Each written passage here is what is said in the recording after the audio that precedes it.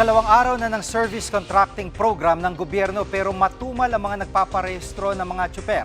Live mula sa EDSA Guadalupe, nangungun sa balita si News 5 Transportation Correspondent Gerard de la Peña. Gerard, bakit ko konti ang nagparehistro sa programa? Alam mo, Jiggy, aminado nga ang LTFRB na kahapon medyo matumal nga yung dating ng mga nag-a-apply para nga dito sa service contracting. At nung bandang hapon lang medyo dumami-dami.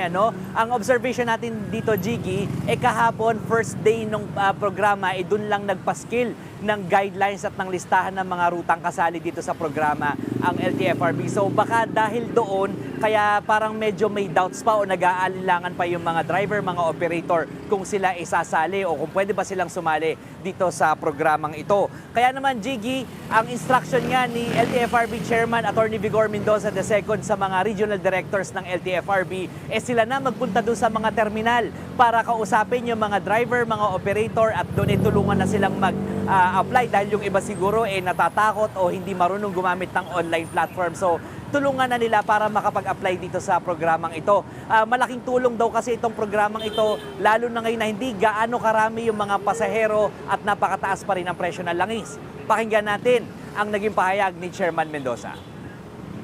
This is where it really matters the most because not only that tinatamaan sila ng high fuel cost, tinatamaan pa sila ng low passenger load.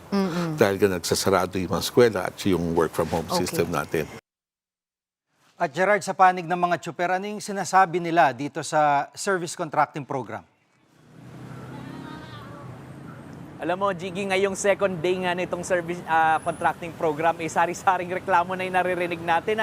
Yung ibang mga tsuper na hindi kasama dito sa programang ito, lalo na yung mga wala dun sa listahan yung kanilang ruta. Siyempre, sila nagre-reklamo, sila ay nalulungkot na hindi sila kasama dito kasi siyempre itong programang ito ay opportunity for them para at least madagdagan yung kanilang kita. Pero yun nga, umaasa sila na eventually makasali sila dito. Yung mga nandito naman sa EDSA Busway, pareho ng kahapon yung kanilang reklamo. Napakarami kasing mga units ng bus dito sa EDSA Busway yung sumali dito sa programang ito. Kakaunti nga yung pasahero ngayon dahil marami naka-work from home, na yung mga eskwelahan nagsara na rin, tapos na yung school calendar. So kakaunti yung pasahero at parang nag-aagawan sila dito sa kakaunting pasahero. So ang effect nito, mas mababa yung kanilang kita. So hindi pa alam yung ibang mga driver naman, din nila alam kung nag-apply na yung kanilang mga operator. At yun nga, upon hearing this about this program, sana nga raw magsumali yung kanilang mga operator dito.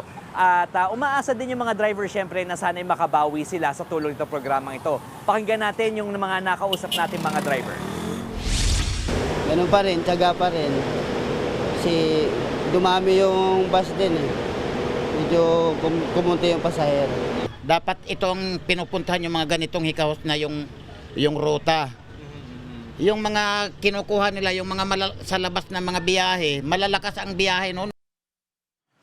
At kaugnay nung ruta, Gerard, ay ilan na ba nag-apply para sa programang ito?